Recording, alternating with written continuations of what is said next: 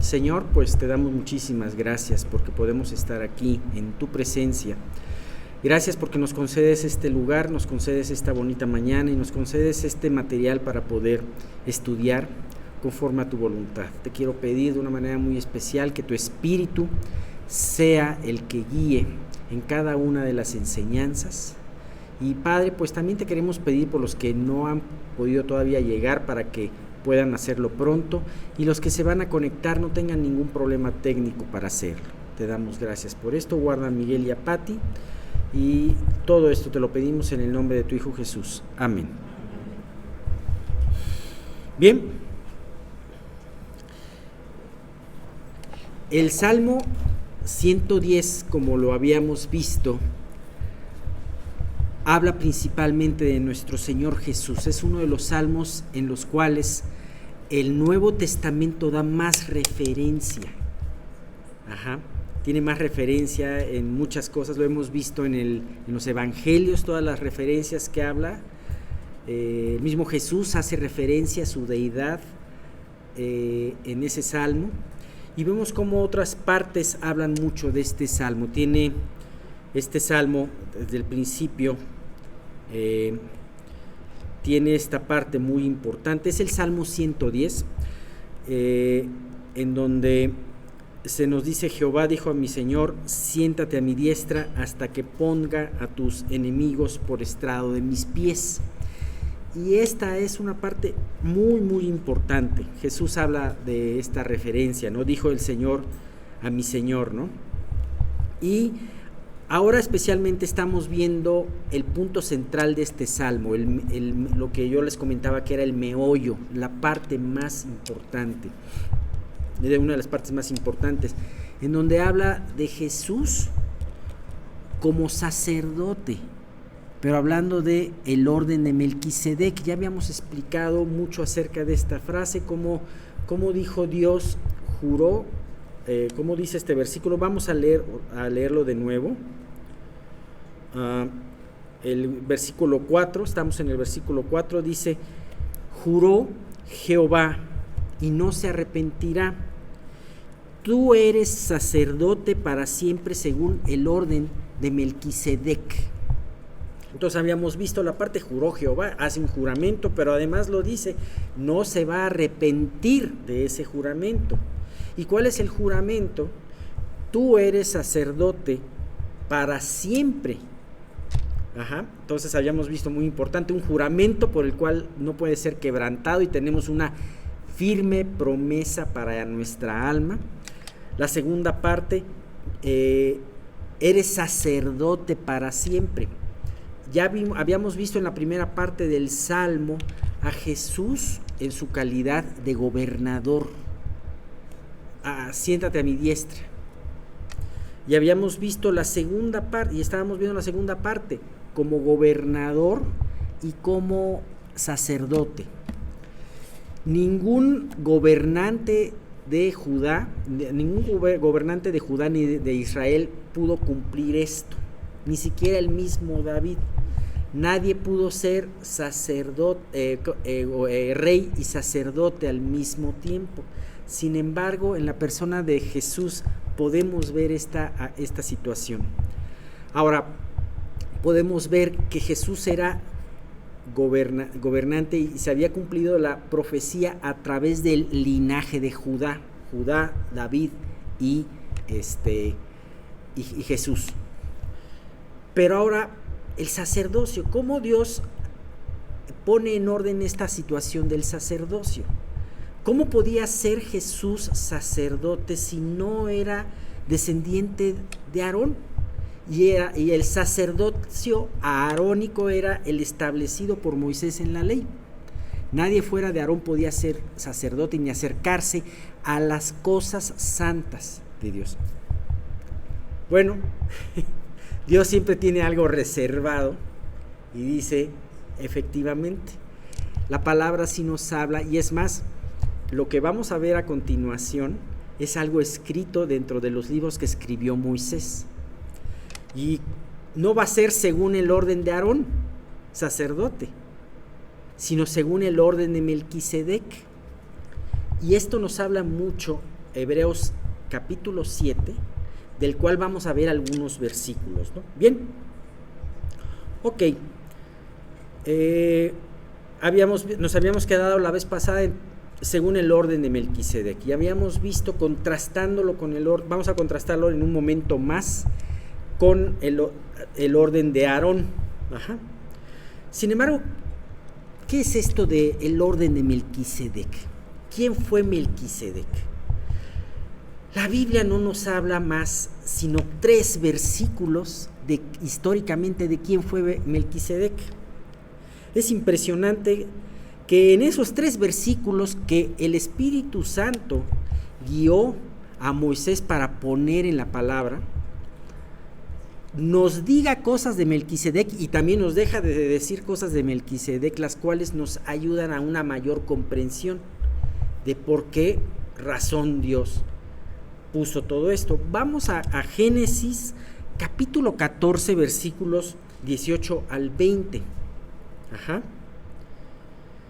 Me encanta esto porque son 3 versículos y en 3 versículos Dios nos dejó la tarea, ¿no?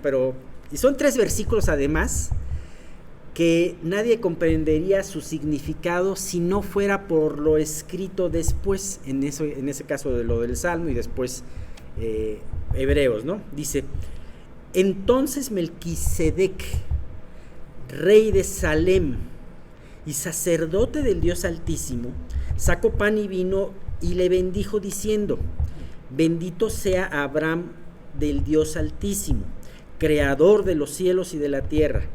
Bendito sea el Dios Altísimo que entregó tus enemigos en tu mano y le dio a Abraham los diezmos de todo. Pero además no solamente impresiona que son 3 versículos, hasta ahí fue lo que dijo.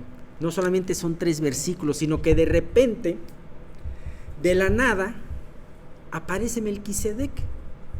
Estaba platicando, el versículo anterior estaba platicando Abraham con el rey de Sodoma, y le decía el rey de Sodoma: quédate con lo que quieras del botín. Le dice: no, el botín quédatelo tú, nada más dale a mi gente, a la gente que vino conmigo, su parte, ¿no? Que ellos la tomen. Y de repente aparece Melquisedec y vienen estos 3 versículos y termina estos 3 versículos y desaparece Melquisedec. Bien, estos 3 versículos nos dan la información que necesitamos saber. Ha habido muchas especulaciones de quién es Melquisedec.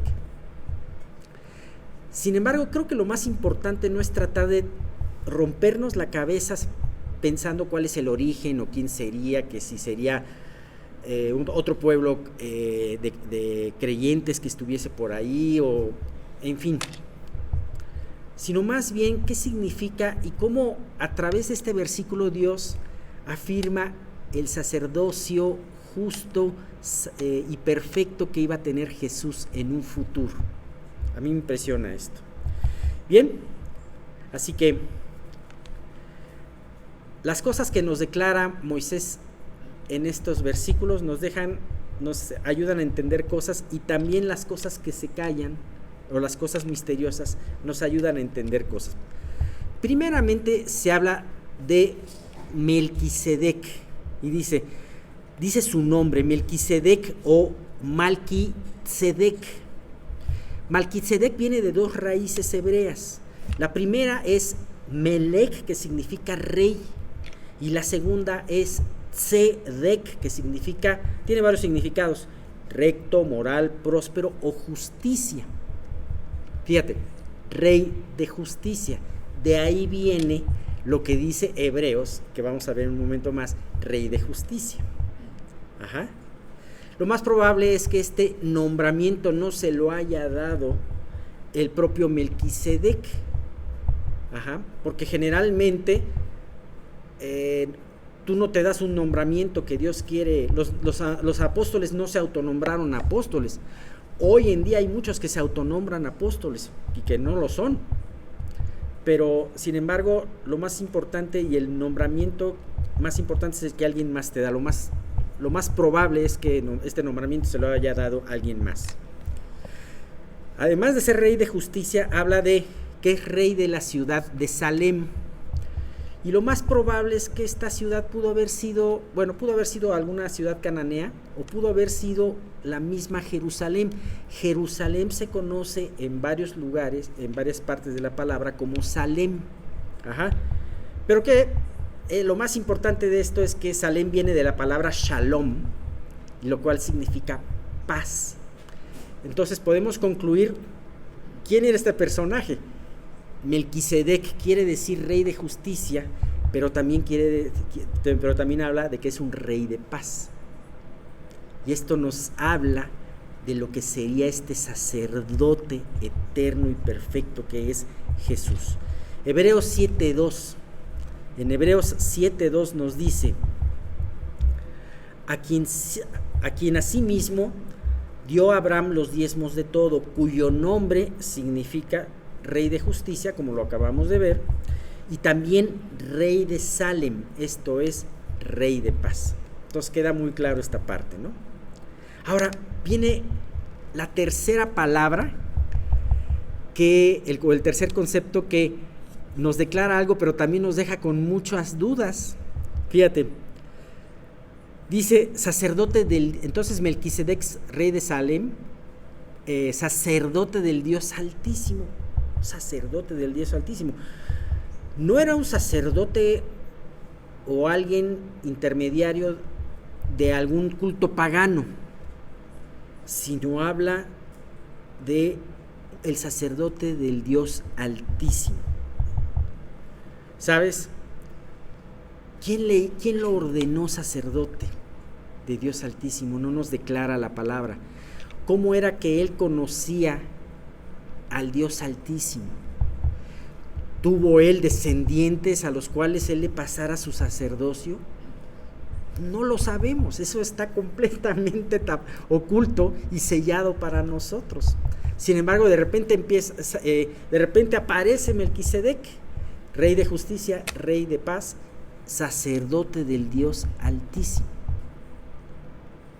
Y dices, pues sí, de repente apareció. Era una persona de gran, podríamos llamarlo envergadura o gran nivel, ¿no? Dice, ahora, esto le da una similitud también a Jesús. Jesús no estaba en esa línea arónica, sino que apareció. No tiene principio de días ni final de estos días, ¿no? Como dice Hebreos 7:3. Generalmente podemos saber nosotros la genealogía de Aarón, pero no podemos saber la genealogía de Melquisedec. Y aquí viene algo muy importante. Hebreos 7:3 dice: sin padre, sin madre, sin genealogía, que ni tiene principio de días ni fin de vida, sino semejante al Hijo de Dios, permanece sacerdote para siempre. Bien, así sería como este personaje misterioso, sin genealogía, sin principio de fin, sin final de días, así sería nuestro Señor Jesús. ¿Sabes cuál? ¿Sabías? Bueno, todos los evangelios traen todos excepto Marcos trae una genealogía. Mateo trae una genealogía, Lucas trae otra genealogía. Pero tú me dirás, oye, ¿Juan tiene genealogía? ¿Qué me dicen? ¿Piensan que Juan tiene una genealogía de Jesús? ¿Sí? Juan tiene una genealogía. Y de hecho empieza con la genealogía. Es una genealogía, su verdadera genealogía dice: en el principio era el Verbo, y el Verbo era con Dios, y el Verbo era Dios. En un versículo te dice el origen. El humano tenía que entender ciertos parámetros para saber que Jesús cumplía con las promesas. No es que haya sido necesario que todos ellos fueran sus ascendientes, todos estos, Judá y todos estos reyes. Pero aquí te habla de que el Hijo de Dios ha sido para siempre. Bien. Hay un siguiente detalle. Dice, sacerdote del Dios Altísimo. ¿Tú sabías que en la palabra esta es la primera vez que se le da el título a Dios como Altísimo. Antes de esta parte nunca se le había hablado como Altísimo. Y esto habla porque además no solamente se le da este título, sino también Melquisedec habla de Dios como el Dios Altísimo. Y seguramente esto habrá impresionado a Abraham, porque inmediatamente después de eso Abraham, en los siguientes versículos, jura por el Dios Altísimo. Y tú puedes ver el conocimiento tan personal e íntimo que tenía Melquisedec de Dios al hablarle como Dios Altísimo. Y además tenía el conocimiento de sus planes, porque identificó Melquisedec en Abraham como un siervo de Dios que estaba cumpliendo su voluntad, estaba cumpliendo la voluntad de Dios. Bien, un siguiente detalle: sacó pan y vino. Eso no se conocía como una especie de parte del ritual arónico, sino más bien como una especie de convivencia muy estrecha que tuvo Melquisedec con Abraham, y que departieron un tiempo el pan y el vino. De alguna manera también esto nos recuerda y nos da una imagen de nuestro Mesías compartiendo el pan y el vino con sus discípulos y celebrando el pan y el vino cada vez que la iglesia nos reunimos para hacer eso, ¿no? Verdaderamente qué imagen tan hermosa y tan exacta de Jesús a través de la vida de Melquisedec. Bien, así que de toda esta información podemos concluir que Jesús cumplió perfectamente estas características de rey y sacerdote. Primeramente rey por parte del linaje de Judá, y por otro lugar sacerdote por el orden de Melquisedec. Ahora, aquí podrían chocar dos órdenes. ¿Cuál era mayor? ¿El orden de Aarón o el orden de Melquisedec? Bueno, vamos a compararlo un poquito.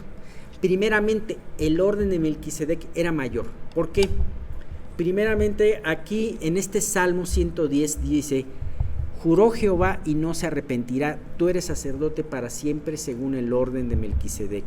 Hay un juramento, y vaya qué juramento, porque Aarón no fue ungido, no fue ordenado con un juramento, pero Jesús sí fue ordenado con este juramento del Melquisedec. En segundo lugar, el sacerdocio aarónico no sería perfecto porque no sería eterno, sino que cada sacerdote vivía sumo sacerdote vivía su tiempo de vida y moría, y tenía que venir un descendiente de él, y vemos que hubo algunos sumos sacerdotes desastrosos. Sin embargo, aquí es un sumo sacerdote perfecto y eterno. Y en tercer lugar, era un orden de alguien, al hablar de Melquisedec, era alguien externo a Abraham, pero mayor que Abraham. ¿Por qué? Y nos da testimonio la palabra. Abraham le dio el diezmo de todo lo que había tenido, y Melquisedec lo bendijo.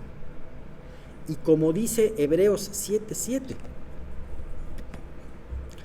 y sin discusión alguna, el menor es bendecido por el mayor. Y Hebreos 7 del 9 al 10 dice: y por decirlo así, en Abraham pagó el diezmo también Leví, que recibe los diezmos, porque aún estaba en los lomos de su padre cuando Melquisedec le salió al encuentro. Aquí hay un punto muy importante. Melquisedec bendijo a Abraham, y Abraham fue bisabuelo de Leví, que a su vez fue la tribu que originó el sacerdocio. Entonces es un sacerdocio mayor y más sublime, por el cual Dios dice: te ordené según el orden de Melquisedec. Bien, nos faltarían muchas horas de estudio para poder seguir hablando acerca de Melquisedec, pero creo que es algo muy importante que con todo esto que tenemos material suficiente para poder confiar en sus promesas y decir gracias a Dios que tenemos un sumo sacerdote como Jesús, basado en un pacto nuevo y perfecto y mucho mejor que el pacto antiguo de Moisés. Hebreos 10, del 21 al 23 nos dice, y teniendo un gran sacerdote sobre la casa de Dios, acerquémonos con corazón sincero y en plena certidumbre de fe, purificados los corazones de mala conciencia y lavados los cuerpos con agua pura. Mantengamos firmes sin fluctuar la profesión de nuestra esperanza, porque fiel es el que prometió. Dios no necesitaría jurar, porque su palabra es ley. Lo que Él dice lo hace. Dios no nos necesitaría para reafirmar su poder y su fidelidad dar todas estas promesas. Sin embargo, lo hace por causa de nosotros, para que entendamos que si somos nacidos de nuevo, tenemos un gran sumo sacerdote perfecto que siempre va a estar dispuesto a interceder por nosotros. Si tú pecas, si tú te equivocas, no te alejes de Dios, sino recuerda que tienes un excelente mediador y sumo sacerdote que siempre va a interceder por ti. Bien, pues solamente nos falta la última parte de nuestro estudio, pero vamos a quedarnos aquí, porque creo que ya son muchos conceptos acerca de Melquisedec. Hace unas semanas, ya unos meses, yo creo que ya nos vimos. Entonces, bueno, pues ya saben que a mí me gusta recordar las cosas. La verdad es que soy muy malo para acordarme y siempre las tengo que andar recordando. La última vez estábamos viendo el principio del capítulo 7 de Primera de Samuel. Y bueno, donde lo dejamos, ¿no? Es decir, la historia de Israel donde habían sido derrotados por los filisteos. Esos filisteos que vemos en todo el Antiguo Testamento, donde constantemente están atacando a Israel. Estos que ocuparon la tierra en el tiempo en los que los descendientes de Abraham han venido a Egipto. Normalmente creen que son de la parte del mar de Creta y vivieron a lo largo de la costa mediterránea junto a los israelitas. Y hoy es la Franja de Gaza, ¿no? Y de hecho están constantemente atacando a los israelitas y se defienden contra ellos. Y pues como siempre, hasta la fecha, ¿no? Hasta la fecha se siguen atacando unos con otros, ¿no? Entonces imagínate, piensa que ahora Dios pues quería pelear con Israel, pero Israel pues no le hizo caso a Dios, ¿no? Es decir, sufrieron una tremenda derrota a manos de los filisteos, miles de israelitas se habían muerto, el arca de la alianza pues se la habían llevado con pues las tablas de Moisés, la vara de Aarón, el maná, y bueno, pues obviamente la tuvieron desde que habían salido de Egipto rumbo a la tierra prometida. Y bueno, la Biblia específicamente dice que en esta arca pues obviamente Dios estaba pues en ella, ¿no? Entre los querubines, ¿no? Y bueno, esto era pues obviamente el objeto sagrado. De alguna manera los mismos israelitas adoraban el arca de la alianza como un amuleto y era como de la suerte, ¿no? Pensaban, si llevamos esto a la guerra, pues obviamente vamos a ganar, Dios nos va a dar la victoria, ¿no? Fue lo que hicieron, pues la verdad es que les ganaron. ¿Por qué? Porque no estaban sirviendo al Señor. Entonces ahí fue capturada el arca, ¿no? También hablamos de cómo los filisteos estaban afligidos al haber tomado el arca porque pues, habían tenido obviamente una enfermedad. Dios los afligió en sobremanera. Los filisteos devolvieron después el arca, la pusieron en una carreta, ¿se acuerdan? Con las vacas. Y bueno, llegó al territorio de Israel. Los mismos israelitas de lejos la habían visto. Van al arca felices, la tocan, la abren, muchos mueren. Porque ven adentro que era un objeto sagrado. No se suponía que hicieran eso, no lo recordaban. Siempre lo olvidan. Por eso les decía que es bueno recordar. Así que Dios los castiga, pierden la vida y así tuvieron que aprender de nuevo otra lección. Que es decir, que no te metes con las cosas sagradas de Dios porque si las desobedeces, pues esta va a llevar mucha aflicción a tu espíritu. Ahora bien, ¿qué pasa en el capítulo 7? Bueno, pues el arca obviamente es llevada a este lugar por Abinadab, a Abinadab, y comienza justamente el capítulo donde vienen, toman el arca, se la llevan a Abinadab en la colina y consagran a Eleazar, que es su hijo, para guardar el arca del Señor. Y recordemos que había un tabernáculo, la tienda, donde era guardado donde era guardada el arca. Era un templo, básicamente, antes de que se hiciera el templo, se construyera el templo permanente de Jerusalén. Recuerdan que este tabernáculo estaba en Silo donde estaba Elí, pero no llevaron el arca ahí los israelitas, ¿no? ¿Por qué? ¿Por qué no la llevaron si ahí era su lugar? También no estaba tan cerca, pero tampoco era tan lejos. Pero seguramente porque tenían miedo de que otros murieran. Además, hay algo importante que pasa aquí. Elí, que era el sumo sacerdote, en este momento, ya con sus 2 hijos que eran los sacerdotes y que eran malvados, pues ya estaban muertos. Entonces el tabernáculo en realidad estaba corrompido, porque el sumo sacerdote había permitido la inmoralidad en sus hijos, y es probable que los hombres que iban a llevar el arca pensaron que ahora que Ofni y Finés, que eran los hijos del sumo sacerdote, también estaban muertos, pues habían contaminado el tabernáculo, ¿no? Entonces ya no era un santuario sagrado. Había que tenerla en algún lugar donde en realidad la cuidaran. Y fue justamente con Abinadab, ¿no? Ahora imagínate, quiero decir, este es un objeto sagrado para el pueblo israelita. Y la presencia de Dios debería estar ahí, ¿no? Su gloria se cernía sobre este propiciatorio. Pero ahora estaba justamente en la casa de Abinadab. Entonces imagínate que llega a tu casa el tabernáculo, algo sagrado completamente, y te la ponen en medio de la sala, ¿no? ¿Tú qué harías? Es decir, es algo de Dios y te lo ponen, ¿no? Pues yo creo que ahí Eleazar pues seguramente caminaba hasta de puntitas alrededor, ¿no? Como tratando de no tocarla, no hacer nada. Pero ¿saben algo más? Seguramente hizo un inventario en su cabeza, y ustedes hagan el ejercicio y piensen, a ver, va a estar la presencia de Dios, digamos, estamos en ese tiempo, está en tu sala, va a estar la presencia de Dios aquí. Si mi casa es digna, que no lo es, pues tengo que hacer que sea digna para el Señor, ¿no? Entonces dices, si lo traemos al presente, dices, híjole, a ver, ¿qué programas estoy viendo? ¿Qué es lo que tengo en mi alacena? ¿Qué cosas tengo debajo de mi cama? ¿Qué es lo que guardo en secreto? Entonces tú piensas, dices, tengo que purificarme, ¿no? Desde adentro, desde el corazón, para que se purifique tu casa. Y se traduce a lo que ahora nosotros conocemos como vivir con Cristo, ¿no? En la misma presencia de su santidad en nosotros, en nuestro cuerpo. Y entonces, ¿qué estamos permitiendo hoy en día en nuestra vida, ¿no?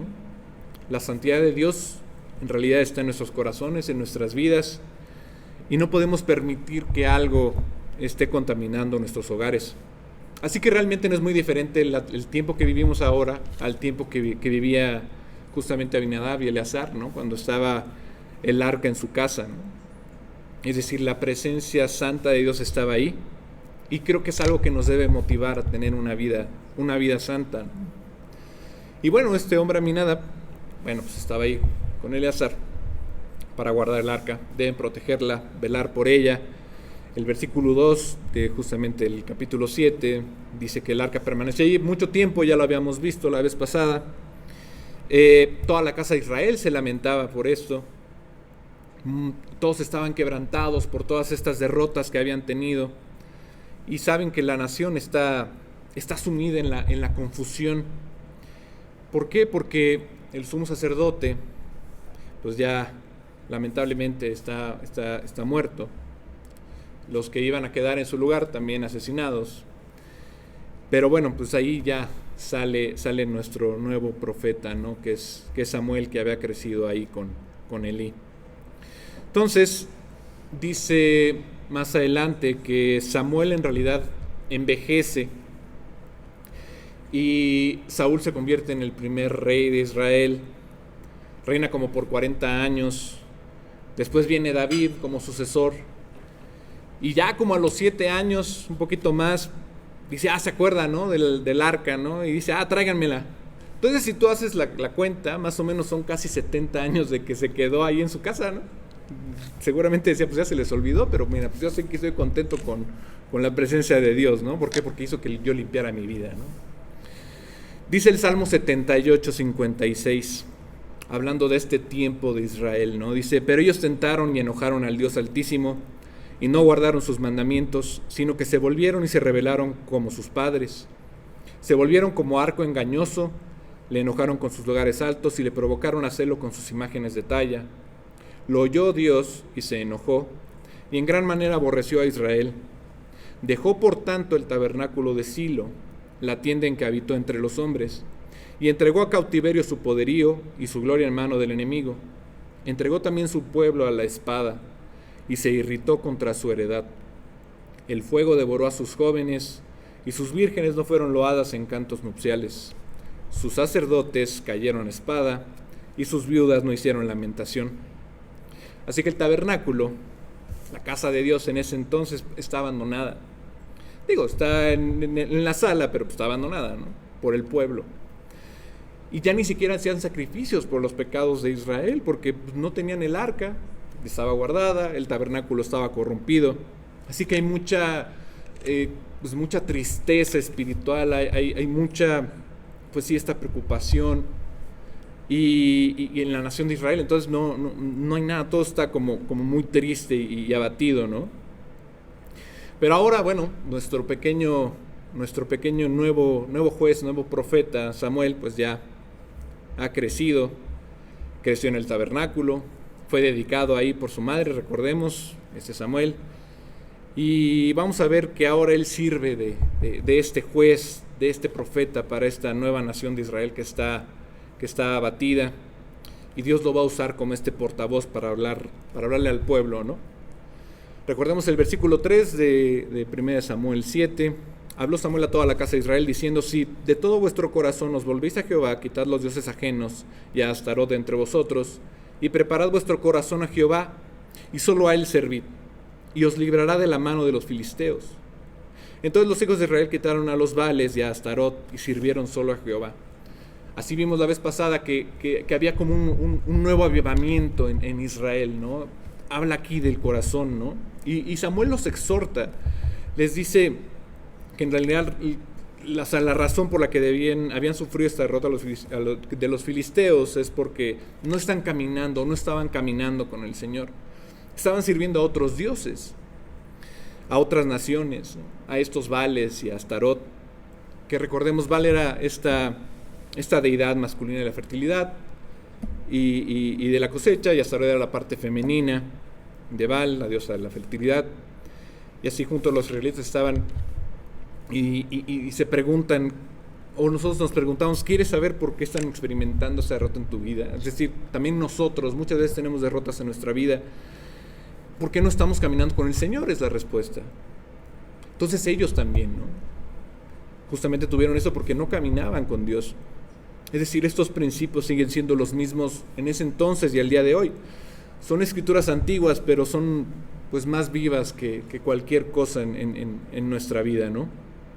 Si no caminamos con el Señor, entonces, ¿por qué debemos preguntarnos por qué Dios no me hace caso? ¿Por qué Dios no me ayuda? ¿Por qué hay dificultades en mi vida, no? Digo, la respuesta es lógica.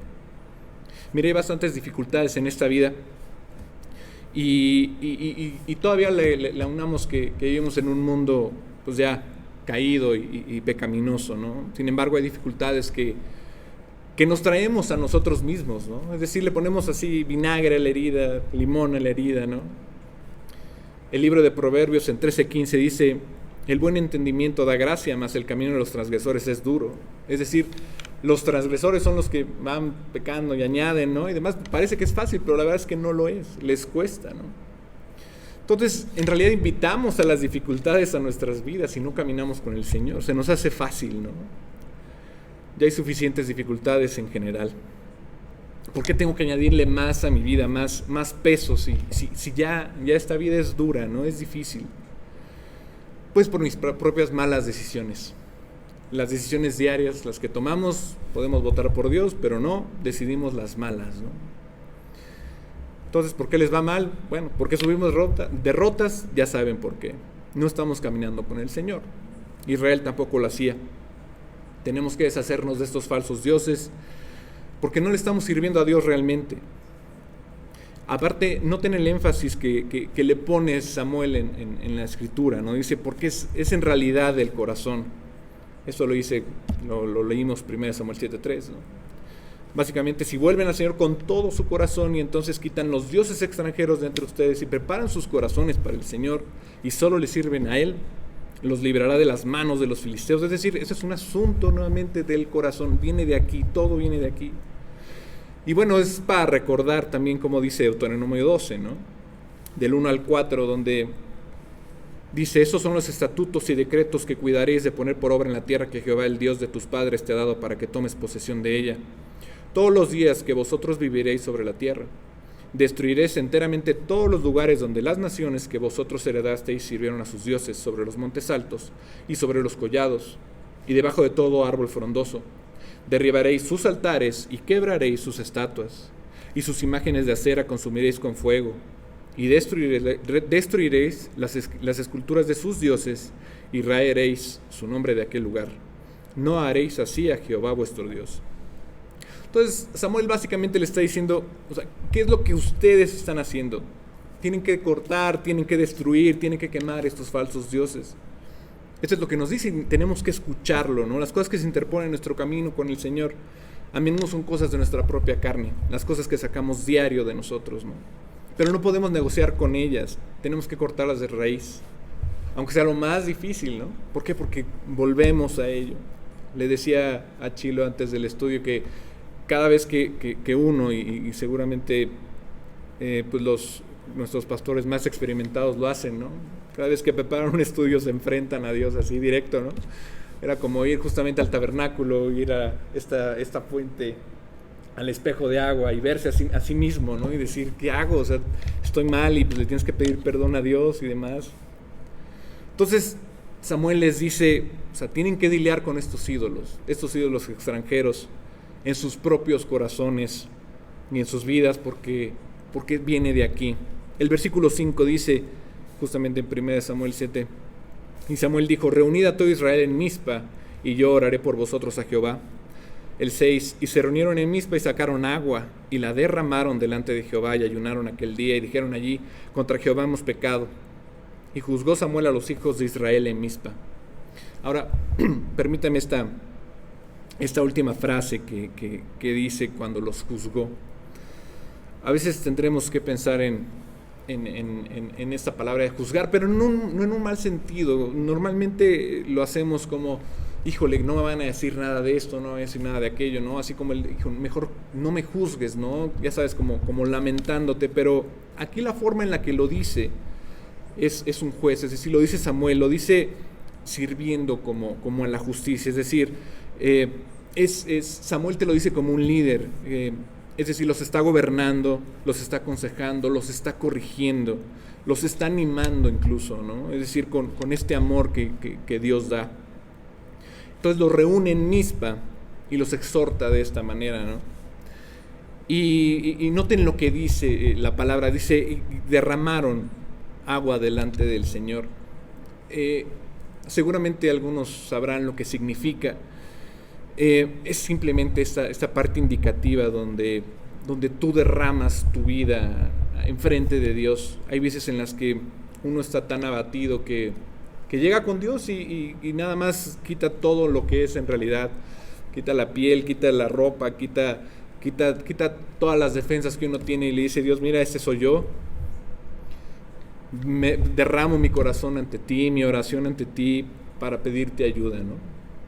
Entonces, justamente aquí están derramando esta agua, están derramando sus vidas delante de Dios. Además también están ayunando, es decir, o sea, está sirviendo estas palabras y confiesan incluso sus pecados, ¿no? Como pueblo. Entonces es un buen modelo para nosotros, es decir, ¿cómo nos ponemos bien con Dios de nuevo? Pues justamente así, que no permitir todas estas cosas en nuestra carne, quitar los ídolos de nuestras vidas, derramando nuestro corazón ante Dios y caminar nuevamente con Él, ¿no? La Biblia dice en 1 de Juan 1:9, si confesamos nuestros pecados, Él es fiel y justo para perdonar nuestros pecados y limpiarnos de toda maldad. Lo que Dios quiere justamente también lo dice en Salmo 51:17, cuando dice, los sacrificios de Dios son el espíritu quebrantado, al corazón contrito y humillado, no despreciarás tú, oh Dios. Y sí, cuando llegas con Dios quebrantado y abatido, Dios te cura inmediatamente. La mayoría de las cosas en este mundo que se rompen en realidad son despreciadas, en su mayoría son descartadas. Justamente si se rompe algo en la casa y no se puede arreglar, pues se tira y ya no tiene valor, porque no intentamos, ¿no? ¿Cuántas veces alguna pantalla, ¿no? En tu casa ya se ve así y dices, si la mando a arreglar me va a costar más caro, mejor me compro una nueva, ¿no? Digo, seguramente muchos tenemos aquí la tele así con la línea, ¿no? A la mitad, o que se va desconectando y demás, ¿no? Hay un canal bueno, hay varios en YouTube que se llama algo como restauración y restauran cosas antiguas o que se encuentran, ¿no? Vi uno de un encendedor grande y, o sea, parece que ya no tiene pues ninguna función y la persona que lo tiene, con todo el cuidado del mundo, lo limpia, lo lija, le pone esto, lo desarma, quita, hace cosas nuevas en piezas y demás y lo deja como nuevo, ¿no? Justamente para sí es el ejemplo que Dios nos da, es decir, las cosas rotas para Él son las más hermosas porque llegamos sin nada. Y cuando estamos rotos ante Él es cuando realmente puede usarnos, perdonarnos y cambiar nuestras vidas. Y la gente la mayoría de las veces, nosotros mismos llegamos ante Él quebrantados, ayunando, orando, confesando nuestros pecados, diciendo, hemos pecado contra ti, Señor. Y aquí justamente Samuel juzga a los hijos de Israel porque se habían perdido. Y aquí en ese momento hay un pequeño avivamiento, ¿no? No sé, tal vez se ha sentido así alguna vez, ¿no? Que de repente llegas así abatido con Dios, le demuestras todo, te perdona y dices, ahora sí, mañana voy con todo. Y pum, mañana otra vez te caes, ¿no? Pero mira, ahí está Dios, pero te levanta y te levanta una y otra vez. El versículo 7 de 1 Samuel 7 dice, cuando oyeron los filisteos que los hijos de Israel estaban reunidos en Mizpa, subieron los príncipes de los filisteos contra Israel. Y al oír esto, los hijos de Israel tuvieron temor de los filisteos. Recordemos que estos filisteos, otra vez, pues Dios los afligió, ¿no? Se llevaron el arca, se llevaron, bueno, hubo una derrota monumental con Israel, pero cuando se llevan el arca, también como llevándose este amuleto, bueno, pues Dios les pone tumores, ¿no? En algunos lados dicen que hasta hemorroides les había dado, ¿no? Entonces, por llevarse el arca de la alianza, pero bueno, luego pues ya no aguantaban, dicen, se los vamos a devolver a los israelitas, así que pasaron por esta molesta y terrible situación, pero ahora ¿qué quieren hacer? Quieren volver a atacarlos, ¿no? No están contentos.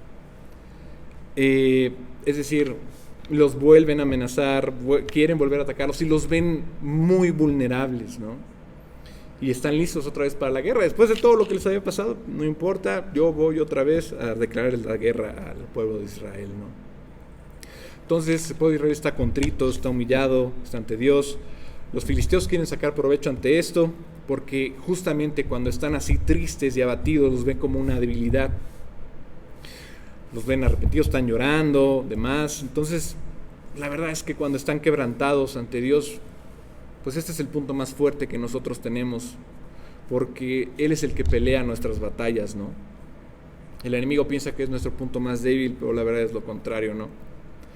Entonces, los israelitas siguen pensando en Dios, en cómo restaurar las cosas con Él. Y bueno, sus enemigos están por atacarlos. El versículo 8 dice, entonces dijeron los hijos de Israel a Samuel, no ceses de clamar por nosotros a Jehová nuestro Dios, para que nos guarde de la mano de los filisteos. Y Samuel tomó un cordero de leche y lo sacrificó entero en holocausto a Jehová. Y clamó Samuel a Jehová por Israel, y Jehová le oyó. Y aconteció que mientras Samuel sacrificaba el holocausto, los filisteos llegaron para pelear con los hijos de Israel. Mas Jehová tronó aquel día con gran estruendo sobre los filisteos y los atemorizó, y fueron vencidos delante de Israel. Y saliendo los hijos de Israel de Mizpa, siguieron a los filisteos, hiriéndolos hasta abajo de Bedcar. Tomó luego Samuel una piedra y la puso entre Mizpa y Sen, y le puso por nombre Ebenezer, diciendo: hasta aquí nos ayudó Jehová. Ahora, Ebenezer son dos palabras que significan una parte piedra y la otra es ayuda, ¿no? Entonces, la piedra de ayuda. ¿Por qué? Todos tenemos esta tendencia a olvidar las cosas, ya se los dije desde el principio. Entonces, Samuel lo que está haciendo es tratar de erigir un pequeño recordatorio, un monumento a la fidelidad de Dios. No quería que los israelitas olvidaran lo que Dios había hecho ese día, así que esta pequeña piedra que pone sirvió para recordarles que Dios los ayudó en un tiempo de necesidad, y lo llamó Ebenezer. Ahora, le decía a Oscar antes de empezar, porque no me acordaba de los himnos que había hoy, decía: oye, ¿cuál está hoy? Y ya me los mandó, ¿no? Y decía: ok, pero bueno, no me tocó. Pero hay algunas veces que le hemos cantado, digo, ahorita van a deleitarse con mi voz, pero es un himno clásico, no sé si la recuerdan, que se llama Fuente de la Vida Eterna. Y ha habido momentos en los que la cantamos y justamente ahora que tenemos invitadas, en inglés justamente viene esta palabra, Ebenezer. Algunos justamente muy lectores seguramente van a decir: Ebenezer Scrooge. No sé si se acuerdan de Ebenezer Scrooge, que era el del cuento de Navidad de Charles Dickens, ¿no? Que era el cascarrabias que no quería la Navidad, ¿no? Bueno, no es ese Ebenezer, ¿verdad? Es justamente un himno que justamente en la descripción fue escrito en 1758 por Robert Robinson. Él era un barbero, peluquero, justamente eso dice la descripción, que era más dado a la lectura que a la profesión de barbero. Y un domingo, justamente como hoy, mientras, dice la descripción, disfrutaba de lo vano de la vida, fue llevado por el Espíritu a escuchar una predicación. La predicación la dio George Whitefield, que es uno de estos iniciadores, ¿no? de un movimiento en Estados Unidos que venía desde Inglaterra, con los hermanos Wesley. Y hablaba sobre la ira venidera, ¿no? Sobre lo que te va a tocar en el futuro, a todos, ¿no? Si no le hacíamos caso a Dios. Él dice que estuvo 3 años en tinieblas y temores, y más o menos a sus 20, después de este estudio, encontró esta paz para con Dios. Y escribió esta canción.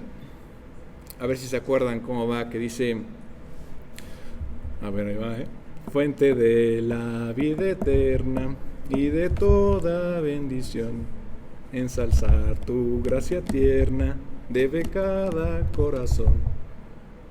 Ensalzar tu gracia tierna debe cada corazón, tu piedad inagotable, abundante en perdonar. Y así se sigue, ¿verdad? Ya no los voy a deleitar con más. Pero hay una parte, justamente la que es en inglés, y si no aquí nuestras invitadas nos dirán que hablo medio mal, pero dice: Here I raise my Ebenezer, here by the great help I've come, and I hope by the good pleasure safely to arrive at home. Básicamente dice: aquí elevo mi Ebenezer, aquí por tu gran ayuda he venido, y espero por tu buena voluntad llegar sano y salvo a casa. El escritor del himno simplemente te estaba diciendo que siempre recuerdes la fidelidad de Dios en tu vida, que siempre recuerdes cuando te rescató, te libró y te ayudó. Él es mi piedra, saben que Él es mi roca, la piedra de mi ayuda. Y así lo estableció Samuel, para recordarle a la gente que el Señor los ayudó en ese instante cuando tenían a los enemigos al lado y ellos estaban derramando su corazón a Dios. El versículo 13 dice: así fueron sometidos los filisteos y no volvieron más a entrar en el territorio de Israel. Y la mano de Jehová estuvo contra los filisteos todos los días de Samuel.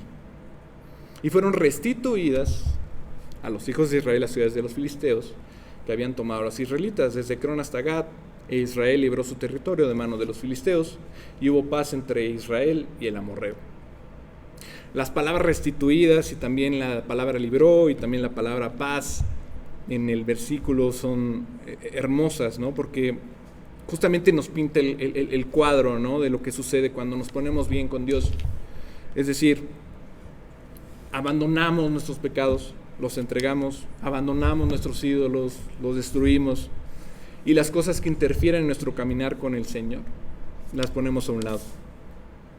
Es lo que sucede cuando confesamos nuestros pecados y nos reconciliamos con Dios, quien viene en nuestra ayuda día con día, siempre y cuando tú se lo entregues, y cuando Él nos restaura, nos libra y nos llena justamente de paz. Cuando nos rebelamos contra Él, en realidad invitamos a nuestra vida las dificultades extras, ¿no? No tendríamos por qué hacerlo, pero lo hacemos.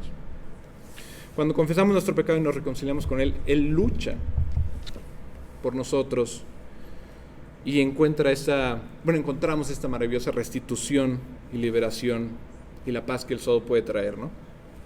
El versículo 15 dice: y juzgó Samuel a Israel todo el tiempo que vivió, y todos los años iba y daba la vuelta a Bet-el, a Gilgal y a Mizpa, y juzgaba a Israel en todos estos lugares.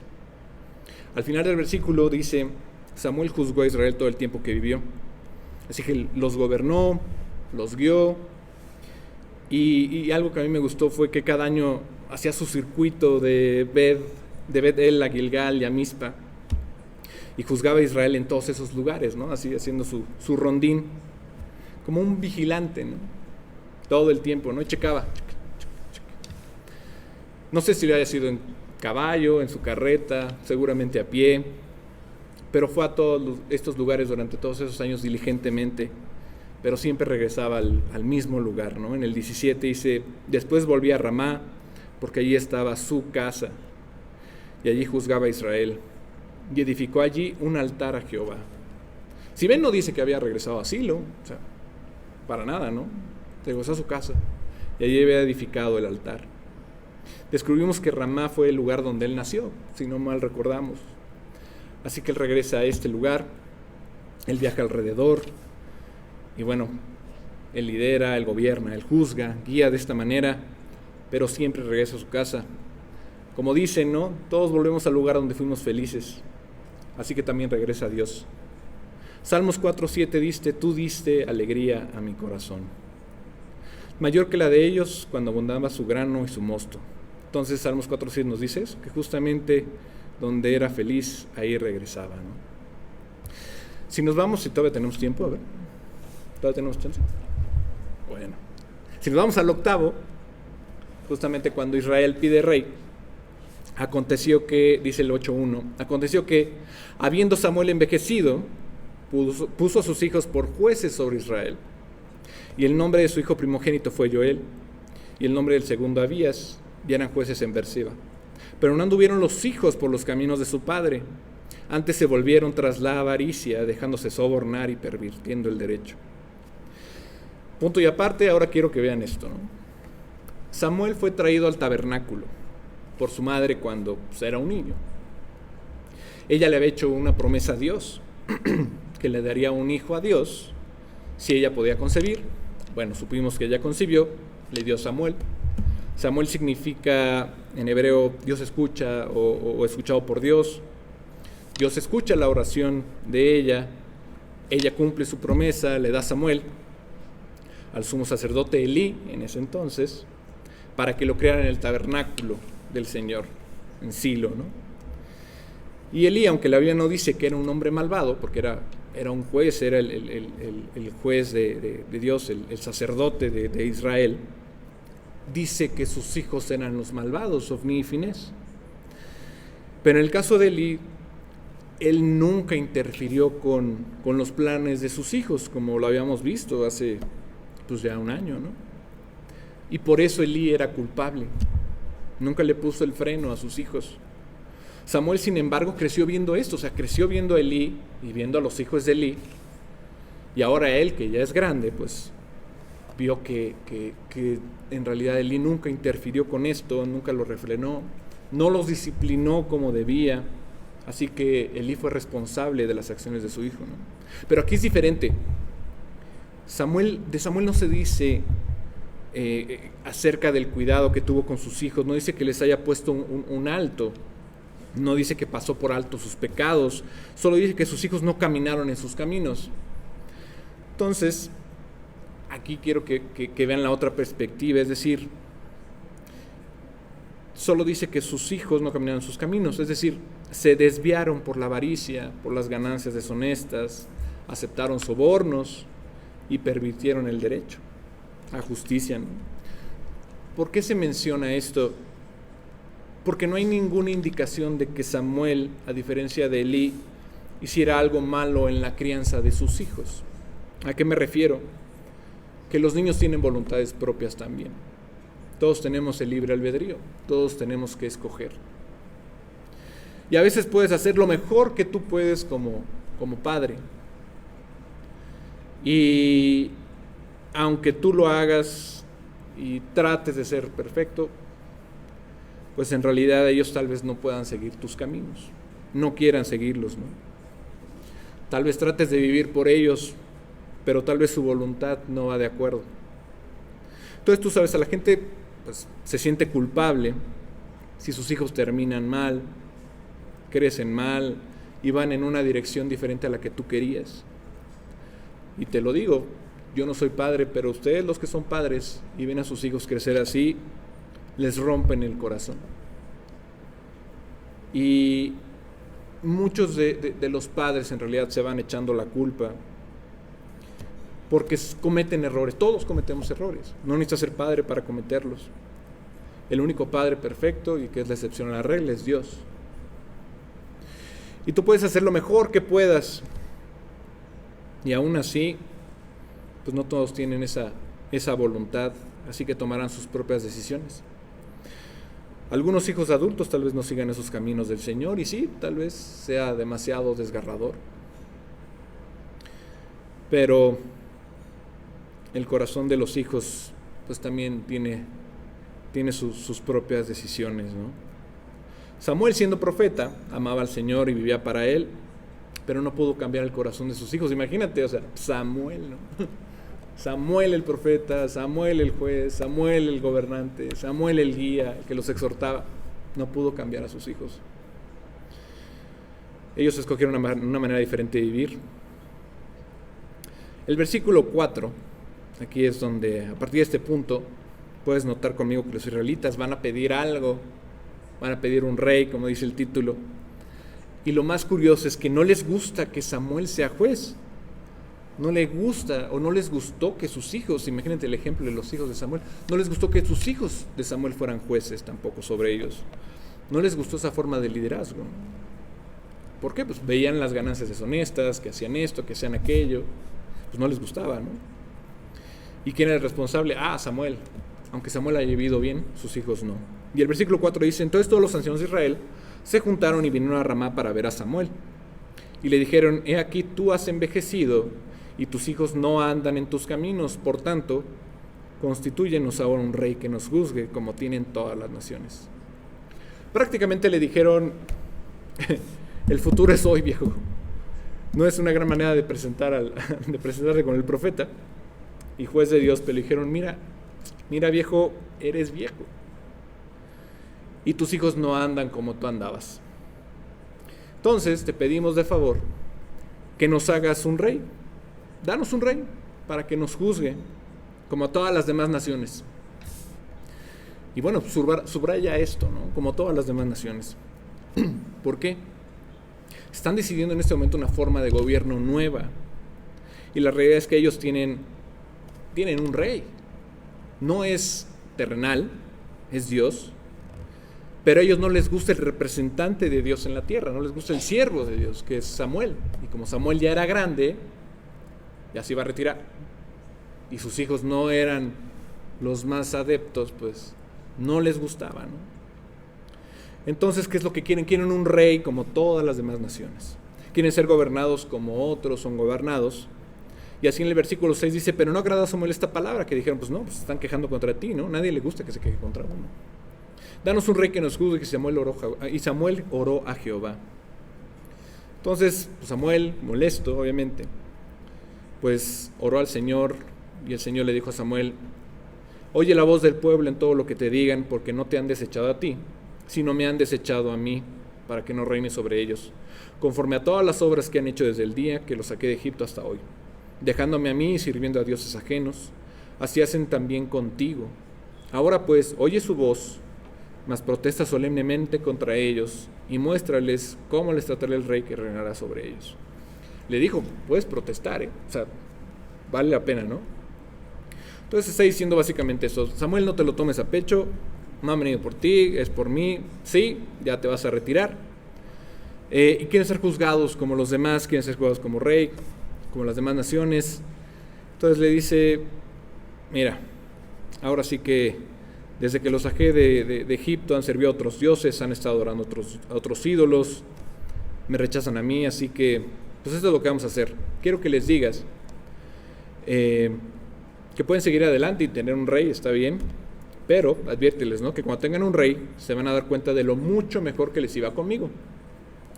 Ya sabes que todos podemos pensar que siempre es mejor allá, ¿no? Siempre pensamos en eso, ¿no? Cuando Israel había salido de Egipto decía, uy, no, es que en Egipto nos la pasábamos súper bien, ¿no? Es que en Egipto, ¿no?, la fruta, la carne, todo, ¿no? Increíble, ¿no? Aquí es igual, ¿no? Siempre dices, el pasto es más verde allá adelante. Pero pues no. Luego nos damos cuenta de que no es así y de que estábamos mejor antes. Nadie sabe lo que tiene hasta que lo ve perdido en realidad. Pero no lo sabemos. Pero bueno, con esas personas, el pueblo de Israel, pues nos vemos reflejados también nosotros, ¿no? Entonces le dice Samuel al pueblo, pueden tener un rey, pero los voy a prevenir, ¿no? Dice el 10, y refirió Samuel todas las palabras de Jehová al pueblo que le había pedido rey. Así que Samuel dijo todo esto, y dice, así será el rey que reinará sobre vosotros. Tomará vuestros hijos y los pondrá en sus carros y en sus gentes de caballo, para que corran delante de su carro, y nombrará para sí jefes de miles y jefes de cincuentenas. Los pondrá a sí mismo que aren sus campos y siguen sus mieses, y que hagan sus armas de guerra y los pertrechos de sus carros. Bien, eso es lo primero que iba a tomar el rey, ¿no? ¿Qué se va a llevar? Pues va a llevarse a sus hijos, también van a estar un ejército, también van a estar capitanes, también van a estar hombres que peleen, obviamente el ejército. Pero bueno, ¿quieres un rey terrenal, verdad, Israel? Bueno, está bien, pues van a tener que hacer servicio militar, entonces van a ser reclutados, y bueno, pues prepárate, ¿no? Porque no es lo único, ¿no? Van a correr enfrente de los carros, tal vez los atropellen, van a estar haciendo armas también, van a cocinar, van a estar en los campos.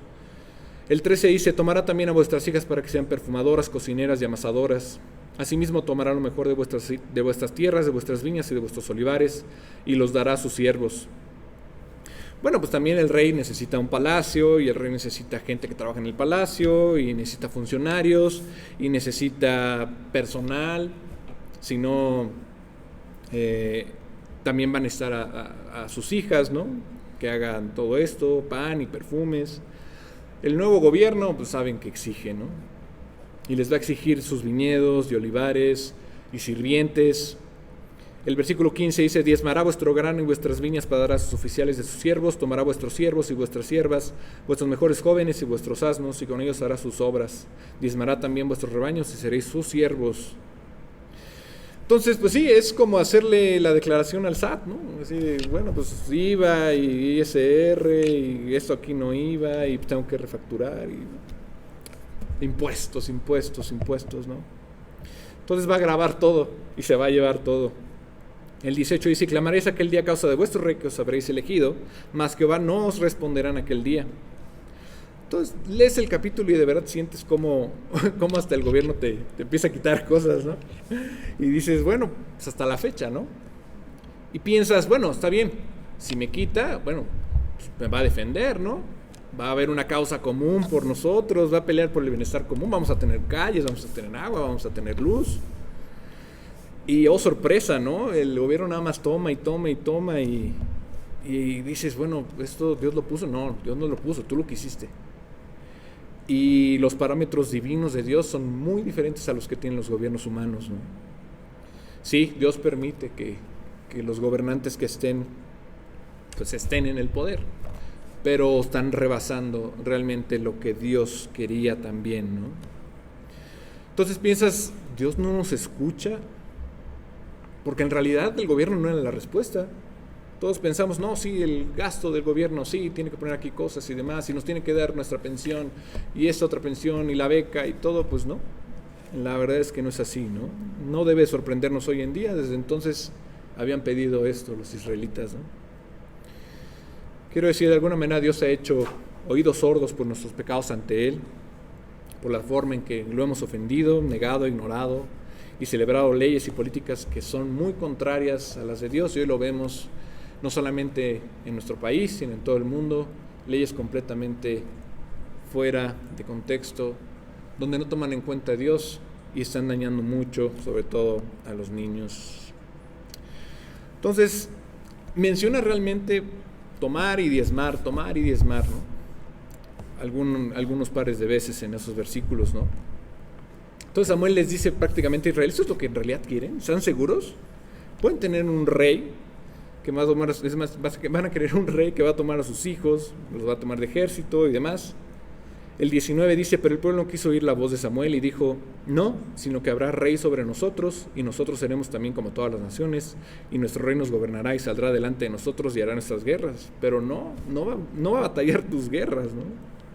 Digo, obviamente conoceremos después David y ustedes saben qué pasó, pero bueno, el contexto en general es que si los gobiernos en realidad luchan por los intereses de todos o por sus propios intereses, ¿no? El 21 dice, yo Samuel todas las palabras del pueblo le refirió en oídos de Jehová. Y Jehová dijo a Samuel, oye su voz y pon rey sobre ellos. Entonces dijo Samuel a los varones de Israel, idos cada uno a vuestra ciudad. Entonces el primer rey de Israel será elegido aquí, y lo vamos a ver después. Pero creo que lo más importante es, en estos dos capítulos es justamente eso, el poco avivamiento que habíamos visto, no dejarlo. Siempre es obviamente una pequeña llama que está ahí y puede ir creciendo. Y la segunda parte, cuando dices, ok, viene un gobierno que el mismo Israel pidió, pero no es necesario que nosotros creamos en este gobierno, en este nuevo rey. Tenemos un rey y el rey es Dios, ¿no? Ahora, ya para la siguiente veremos el capítulo 9 y bueno, pues me gustaría que oremos. Bueno. Señor, gracias por tu palabra, gracias por recordarnos cuántas veces nosotros también nos llegamos a perder con el mundo en lugar de ir contigo. Señor, te pedimos que pongas en nuestro corazón no servir a otros dioses, a otros reyes, no hacer ídolos de nada, sino ir contigo y que tú seas nuestra única devoción. Te pedimos, Señor, que pues tú nos protejas con tu misericordia, con tu amor, que nos lleves de vuelta una y otra vez a tu tabernáculo, Padre, que en nuestro corazón también se derrame como los israelitas lo hicieron en Mizpa, que perdonen nuestros pecados, Padre, y cambien nuestros corazones. Te pedimos que tú te compadezcas de nosotros, Padre, que nos amas, y te pedimos, Señor, que nos sigas guiando, que nos fortalezcas, y te pedimos mucho por Miguel y por Pati, por todos los que no pudieron venir, por los que se están recuperando. Señor, te pedimos que tú fortalezcas esta iglesia y sobre todo, Señor, que cambies nuestra vida para ser más fuertes, que a pesar de que nos vean débiles, que estemos contigo para que seamos lo más fuerte que tu palabra nos pueda hacer, Señor. Muchas gracias por esto y te lo pedimos y agradecemos en nombre de Jesús. Amén.